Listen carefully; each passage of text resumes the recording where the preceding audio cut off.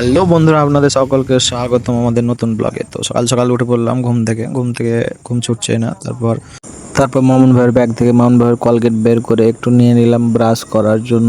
ওই যে আমাদের রাজেশ ভাই জল খেলো এবং ঘুমের ঘরের সবার অবস্থাটা দেখো কি অবস্থা।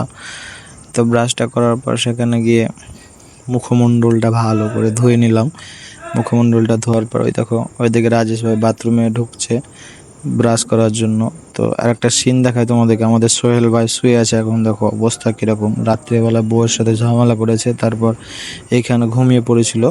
এত গরমের দিনে ব্ল্যাঙ্কেট গায়ে দিয়ে আছে, এটা একটা অত্যন্ত হাস্যকর ব্যাপার। তো এইদিকে মামুন ভাই, আসাদুল্লাহ, প্রীতম ভাই বিন্দাস ঘুমাচ্ছে। তারপর আমি সমস্ত কিছু করার পর ড্রেস পোশাকটা ভালো করে পরে নিলাম। এদিকে সোহেল ভাই তার ব্ল্যাঙ্কেট এতক্ষণে আসলো রাখতে এইখানে। তো ড্রেস পোশাক পরে নেওয়ার পর ব্যাগটা নিয়ে অফিস থেকে বেরিয়ে পড়লাম। দেখো গাড়িগুলো আমাদের ঠিক এইভাবে বাইরে রাখা থাকে। তো আজ সোহেল ভাইয়ের সাথে আমি যাব, মানে অ্যাকচুয়ালি আমার সাথে সোহেল ভাই যাবে। তারপর চা খেয়ে নিলাম, একটা লম্বু খেলাম। লম্বু খাওয়ার পর এইদিকে মামুন ভাই ঘুগনি খাচ্ছে, আর আমাদের বুবাইদা একসাথে কাজ করতাম, উনি ঘুগনি মুড়ি একসাথে খাচ্ছে। তো রাস্তায় যেতে যেতে দেখলাম অ্যাক্সিডেন্ট হয়ে গেছে।